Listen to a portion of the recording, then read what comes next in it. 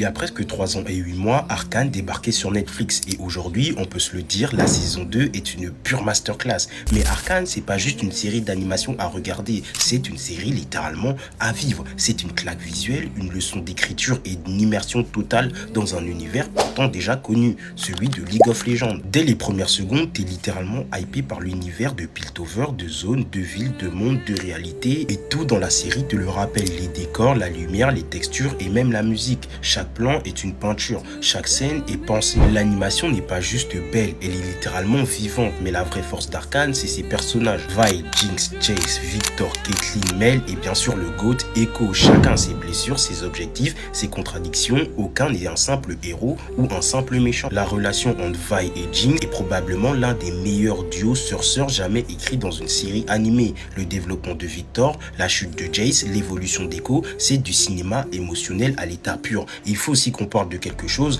Arcane, c'est politique. Ça montre les inégalités sociales, les guerres des classes, les abus de pouvoir, les technologies qui évoluent et qui sont littéralement incontrôlables. Cette lecture-là est tellement évidente et explicite que prétendre qu'Arcane n'est pas politique, c'est devenu plus compliqué qu'admettre l'inverse. Côté musique, c'est injustement sous-côté. Imagine Dragon, Ramsey, Pusha T, Bea Miller et bien sûr Stromae. La bande-son colle parfaitement à chaque moment clé. L'OST d'Echo contre Jinx, c'est magistral. Sur bien sûr l'une des meilleures scènes qu'on ait pu avoir. Arcane, c'est pas un produit dérivé, c'est une œuvre originale et unique.